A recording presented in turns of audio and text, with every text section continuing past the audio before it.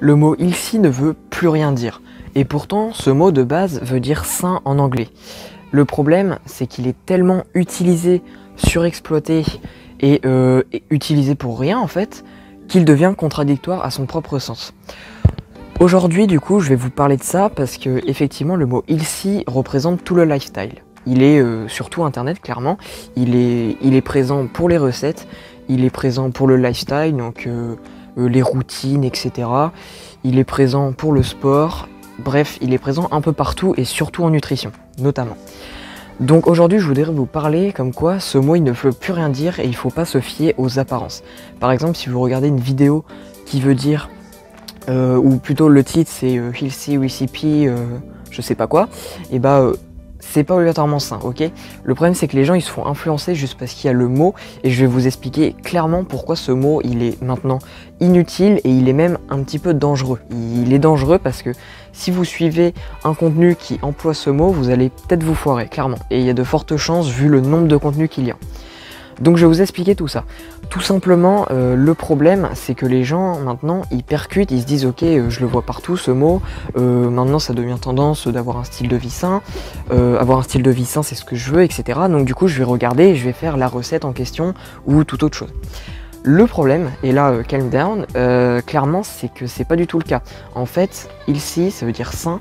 Le problème, c'est que les gens qui utilisent ce mot, souvent, leur contenu est soit il est pas sain du tout, clairement, des fois ça peut arriver, ils disent de la merde, hein, on va pas se mentir, soit il est sain pour un de vos systèmes, et je vais en parler après, ou soit dans très rarement, clairement, ça se trouve plus trop, il y en a pas beaucoup du moins pour tout le contenu qu'il y a, soit c'est sain pour vraiment votre corps.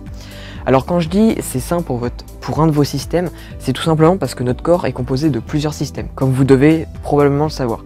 En effet, il y a les gros systèmes, donc il y a système respiratoire, etc. Je parle pas forcément de ces systèmes-là, je parle des systèmes un petit peu plus précis, comme par exemple le système thyroïdien, le système intestinal et le système nerveux, si vous voulez. Et il faut savoir que tous ces systèmes, ils n'ont pas forcément les mêmes besoins. Vous voyez, par exemple, la flore intestinale, elle adore les fibres, donc si vous en mangez, elle va être contente. Par contre, si vous mangez des fibres, votre thyroïde et votre cerveau, ils vont pas forcément être contents. Alors que si vous mangez des glucides, bah, c'est l'inverse. Votre cerveau et votre thyroïde, ils vont être contents, et votre flore intestinale, non.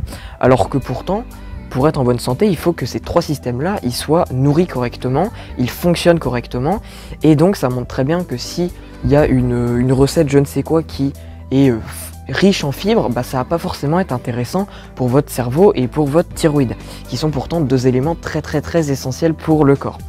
Donc ce que vous devez comprendre, c'est que une seule recette, c'est pas sain, ok? Ce qui compte, c'est l'association de tous les aliments que vous allez mettre dans votre journée. Donc évidemment, une recette, ça peut avoir plusieurs aliments, je dis pas le contraire, mais c'est rare qu'une seule recette répond à tous les besoins de tous vos systèmes. Et donc le but, ça va être de, dans quelque sorte, associer différents points de vue. Par exemple, vous associez les fibres, vous mangez des glucides à un autre repas, vous pouvez manger des protéines, etc. Bref, il va falloir vraiment répondre à tous les besoins de vos différents systèmes et jouer avec cela en fait. Et ce qu'il faut comprendre, c'est que les contenus healthy, donc notez healthy, que vous retrouvez sur les blogs, que vous retrouvez beaucoup sur YouTube maintenant, que vous retrouvez sur Instagram également, il y a des hashtags maintenant, donc il n'y a que ça. Et bah, le problème, c'est que ça ne veut plus rien dire. Ça ne veut plus rien dire et c'est même dangereux pour vous. Parce que si vous absorbez le même contenu healthy du même type, style riche en fibres, low carb ou quoi, il y a des systèmes, ils vont pas kiffer, hein. Je parle notamment du low carb, la thyroïde et votre cerveau, ils vont pas kiffer. Ils vont fonctionner au ralenti, ça va vous causer des problèmes de santé, style hypothyroïdie, etc., ce qui est encore plus courant de nos jours. Et ça, c'est un énorme problème. Parce qu'en plus, les gens se font influencer juste par ce mot, en fait. Donc moi, ce que je vous conseille, c'est de ne plus prendre ce mot en compte. Et même sain, même si les gens ne font pas la traduction et ils marquent juste recette saine, blablabla, faites attention, clairement. Il faut essayer de prendre du recul, de vous dire, ok, par exemple, si c'est une recette riche en fibres, vous vous dites, ok, c'est riche en fibres, etc. Mais est-ce que ça va être vraiment bénéfique pour tout mon corps? Est-ce que tout mon corps va en raffoler et est-ce que je dois manger que ça? Non, parce que là, l'erreur, c'est pas forcément de faire une recette de ce style riche en fibres dans la journée.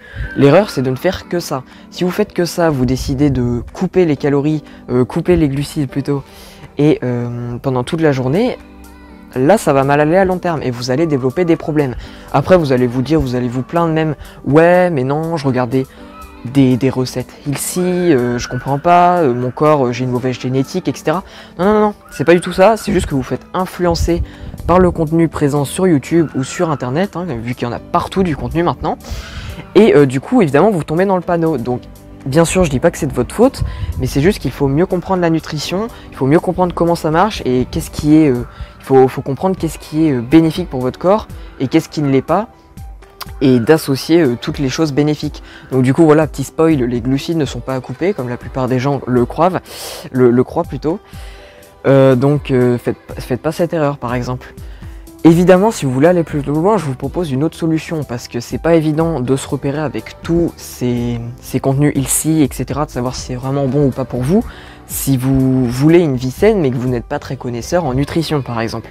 Donc moi je vous invite, je vous propose une formation si vous voulez. J'ai fait une formation qui est intitulée Mieux vivre, mieux manger pour mieux vivre plutôt, et dans celle-ci je vous apprends les bases de la nutrition, les grosses erreurs à éviter et également comment bien choisir vos aliments, comment bien manger au quotidien sans évidemment être frustré, etc. Comment trouver l'équilibre si vous voulez.